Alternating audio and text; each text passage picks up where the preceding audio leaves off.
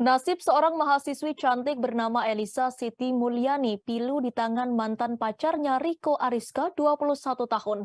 Gadis 22 tahun asal Kabupaten Pandeglang, Banten itu dibantai Riko dengan cara keji. Korban dibunuh di Jalan Stadion Badak pada Rabu 8 Februari 2023. Tega merampas nyawa Elisa, Riko nyatanya pernah menjalin hubungan dengan korban selama 5 tahun. Lantaran hal tersebut, Riko pun sakit hati kala mengetahui Elisa sudah punya kekasih baru, padahal baru putus dengannya. Tinggal di lingkungan yang sama membuat Riko susah move on dari Elisa. Hingga akhirnya niat jahat Riko muncul saat melihat sang mantan pacar lewat di depannya. Pada 8 Februari 2023 sekira pukul 22 waktu Indonesia Barat, Riko hendak pulang ke rumah setelah menyentrum ikan di Sungai Balapunah. Di momen itu, Riko tak sengaja bertemu dengan Elisa yang sedang mengendarai sepeda motornya menuju arah pulang.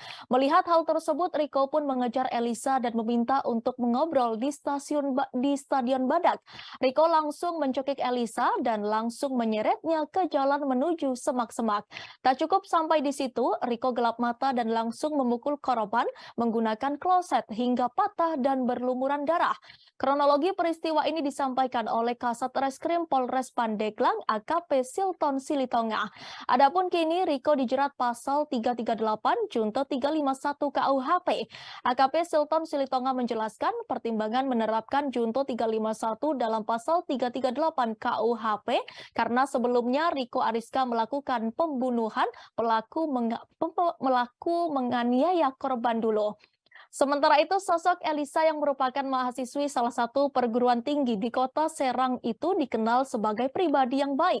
Elisa kini telah dimakamkan pada Kamis 9 Februari 2023. Ayah korban Tubagus Hadi menyebut Elisa adalah sosok yang mandiri dan solehah.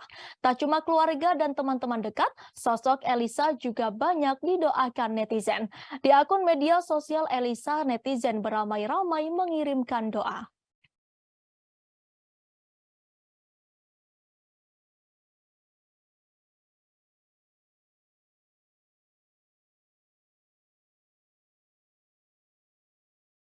Terima kasih sudah nonton. Jangan lupa like, subscribe, dan share ya.